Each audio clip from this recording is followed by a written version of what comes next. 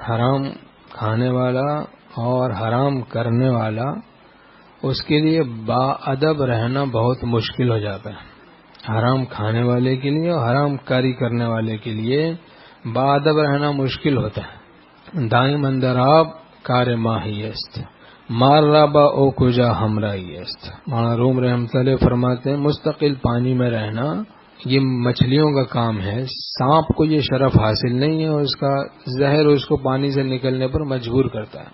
وہ حرام کاری اور حرام کھانا اس شخص کو بے ادبی پر مجبور کرتا ہے. کلوا من الطیبات واعملوا صالحا. حلال کھاؤ نیک عمل کرو. حلال کھانے کو نیک عمل کے ساتھ بہت گہرا تعلق ہے. صحبت اگر بری ہے تو یہ بھی بہت خطرناک ہے. جیسا آدمی کھاتا ہے اس کا ویسے ہی اثر ہوتا ہے جسم پر, ویسے ہی اثر دیکھتا ہے. زہر کھائے گا تو مرنا پڑتا ہے. بیجا اعتراض جو ہوتا ہے فضول لغو اعتراض اکثر جہالت کی وجہ سے ہوتا ہے یا تکبر کی وجہ سے. اعتراض کے ساتھ اعتقاد جمع نہیں ہوتا.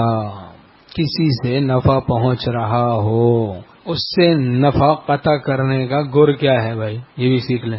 کبھی کوئی چاہے کہ نفع کا سوئچ آف کرنا, کبھی کوئی نفع کا سوئچ آف کرنا چاہے تو اس کا طریقہ کیا ہے, اس کا بھی طریقہ پتا ہونا چاہیے نا. معلوم نہیں پتا ہونا چاہیے کہ نہیں ہونا چاہیے. پتہ اس لیے ہونا چاہیے تاکہ آف نہ کریں. تو بد اعتقادی سے نفع بند ہو جاتا ہے. کسی سے بد اعتقاد ہو جائے تو نفع ہو رہا ہوگا بند ہو جائے گا, کیونکہ نفع کے لیے شرط اعتقاد ہے.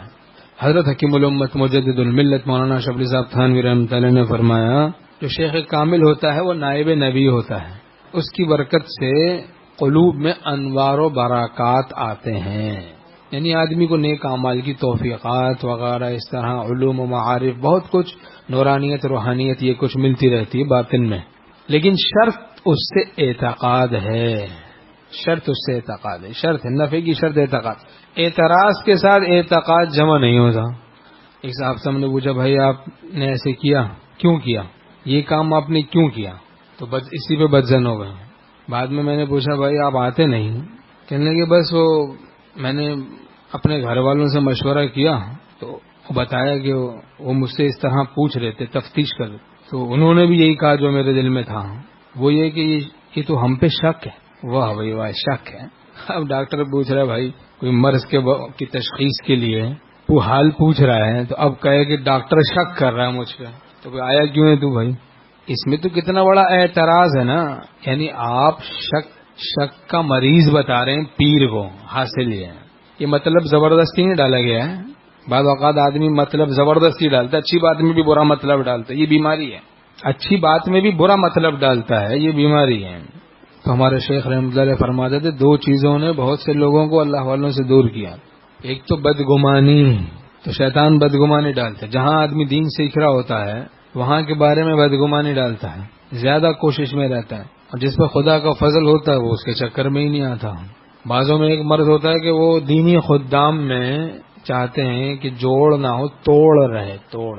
فسادی قسم کے لوگ ہوتے ہیں, فساد مچانا, امن نہیں چاہتے, دل ٹوٹے رہے ہیں, لوگ جھگڑتے رہے, امت میں فتنہ رہے, فساد رہے.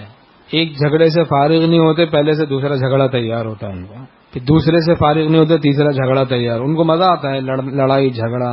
تلک الدار الآخرۃ نجعلها للذین لا یریدون علوا فی الارض ولا فسادا. ادار آخرت یعنی جنت ہم ان لوگوں کو دیں گے جو بڑائی نہیں چاہتے اور فساد نہیں مچاتے. اس کے پاس جا کے اس کی برائی کریں گے, اس کے پاس جا کے اس کی برائی کریں گے, اس کی شکایت اس کی شکایت. اچھا دل میں جو شکایتیں ہیں لوگوں کی یہ علامت ہے کہ یہ سینے میں بیمار دل ہے, ورنہ اللہ کی یاد ہوتی.